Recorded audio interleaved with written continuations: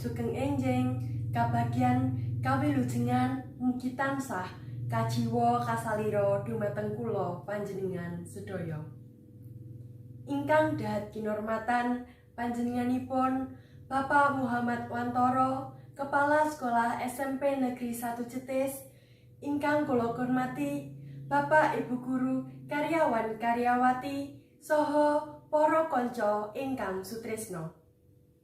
Sumangga langkung rumiyin kula dherekaken raos syukur dumateng Gusti ingkang sampun maringi kanikmatan satemah kula panjenengan sedaya saged ngempal wonten papan menika kanthi wilujeng. Bapak Ibu Guru ingkang kula hormati saha para kanca ingkang sutresna. Wonten ngriki kula badhe ngaturaken sesorah kanthi irah-irahan nguri-nguri budaya Jawa. Nanging saderengipun kula badhe ngaturaken tembang prau layar. Yo kanca generasi muda, eling budaya identitas Jawa. Nglestarekke budaya Jawa, ben ora ilang kabudayan kita.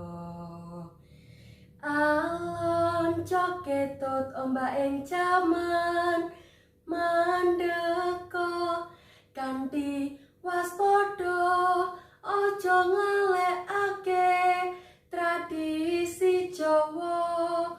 Do elinga para kanca-kanca, yo dijawil yo para kancamu, budaya Jawa generasi muda. Sinau kabudayan Jawa saka tembang Jawa basa lan tariannya.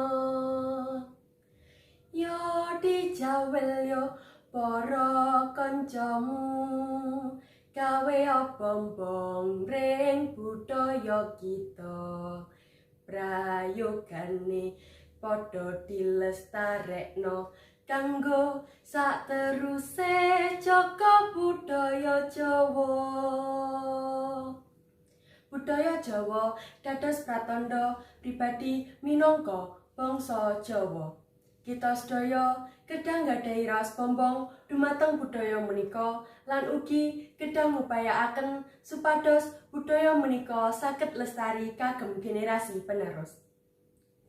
Nglestarekaken budaya boten namung njagi tradisi lan adat istiadat kemawon.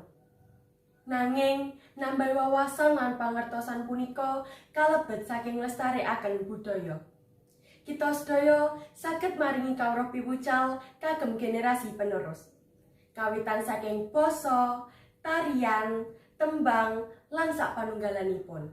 Kita sedaya saged nuwuhake raos bombong dumateng budaya menika.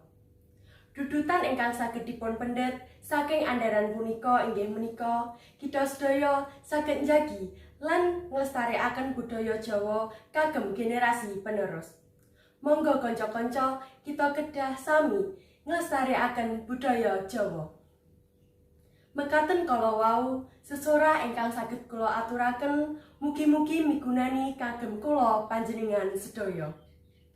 Bapak Ibu Guru ingkang kula hormati saha para kanca ingkang sutresna. Mekaten ingkang saged kula aturaken mbok menawi anggen kula ngaturaken sesorah mancing sepat ning pinggir kali. Sedaya lepat kula nyuwun pangarsami. Matur nuwun.